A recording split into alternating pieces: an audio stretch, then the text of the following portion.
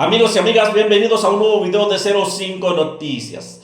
El Tribunal Electoral le jala las orejas a Nora Piña y le ordena que siga con la elección de candidatos a jueces y magistrados, porque ellos quieren detener a como dé lugar la reforma al Poder Judicial, pero el Tribunal Electoral le jala las orejas y les dice: pónganse a trabajar con la lista de candidatos o la elección de candidatos para jueces y magistrados, porque ellos le hicieron caso a un juez que metió un amparo para detener esto, pero el amparo no sirve en esta situación. Así es que le jala las orejas y les dice: póngase a trabajar, porque el Poder Ejecutivo ya hizo su trabajo, el Poder Legislativo ya hizo su trabajo, ya tiene su lista de candidatos, ahora solo faltan ustedes y ustedes están fuera de la ley. Así es que pónganse a trabajar,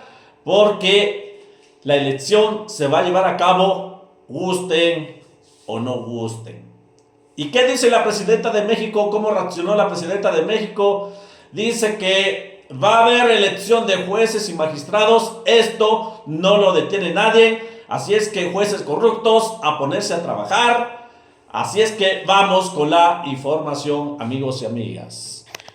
Pues ya ve que el Comité de Evaluación del Poder Judicial se le ordenó por parte del Tribunal Electoral del Poder Judicial, pues le ordenó que siguiera con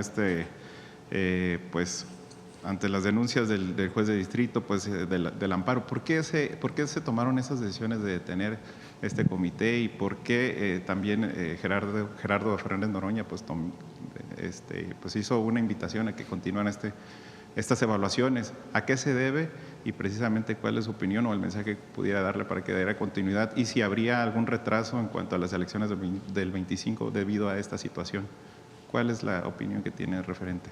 La reforma constitucional establece que para realizar la elección de jueces, magistrados y ministros, y también de magistrados del Tribunal Electoral y del Tribunal Judicial, establece un mecanismo para poder definir quiénes van a participar en la elección el 1 de junio. ¿Cuál es este mecanismo? Se forma un comité en el Poder Judicial que coordina la Suprema Corte de Justicia de la Nación. 5 personas que son seleccionadas por el Poder Judicial.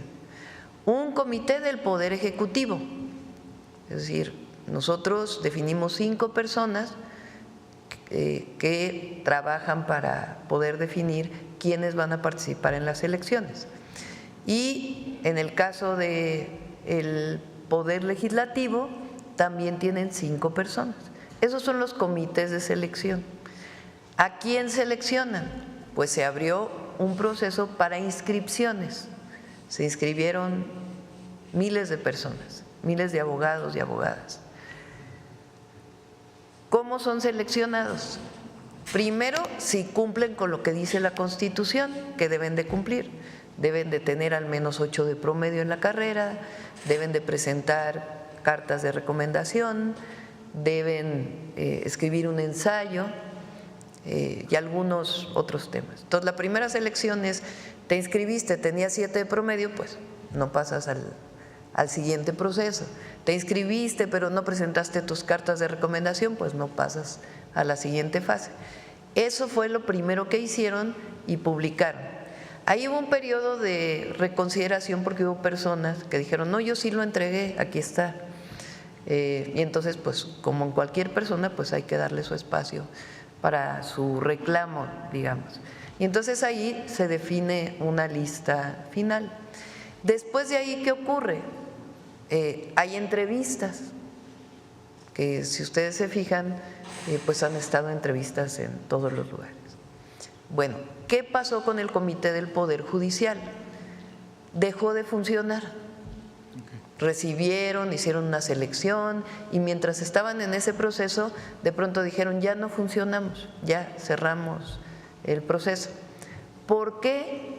Porque dicen que hubo amparos. Ahora, ¿qué es lo que pasa con los amparos en un proceso electoral?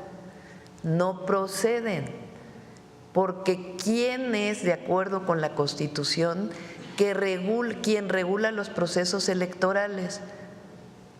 El Tribunal Superior del Poder Judicial de la Federación. El único tema en donde la Corte no es el máximo poder en términos de una controversia, de un amparo, de un juicio, es el electoral.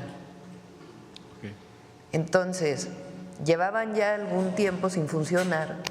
Hace poco yo dije, bueno, ¿por qué este tema sin los amparos no proceden? Pero además, si ustedes recuerdan, hubo una siguiente reforma constitucional que estableció que en el caso de reformas constitucionales los amparos no proceden, que era algo que ya estaba en la ley de amparo, pero después pasó a la Constitución.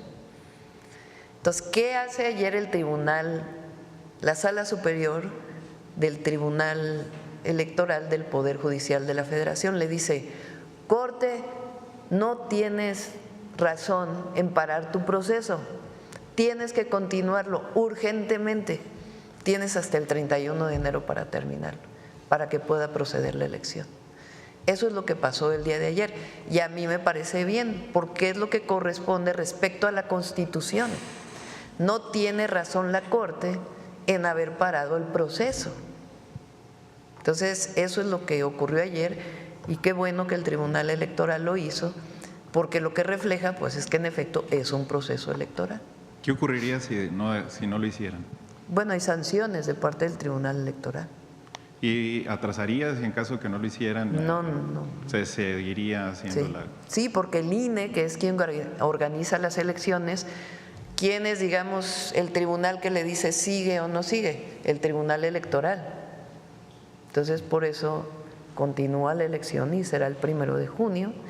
Y el único que podría decir que hay un tiempo distinto, pues sería una nueva reforma a la Constitución, porque la Constitución tiene establecidos los tiempos. Claro, el Senado, frente a temas que no hubieran sido considerados, tiene la atribución para dar lineamientos. Entonces, por eso es la razón por la cual el tribunal establece, Corte, tienes que continuar. Muchas gracias por la explicación, Presidenta. De Sin Puntos ni Comas, por si no me presenté también. Gracias. Gracias. A ver, aquí.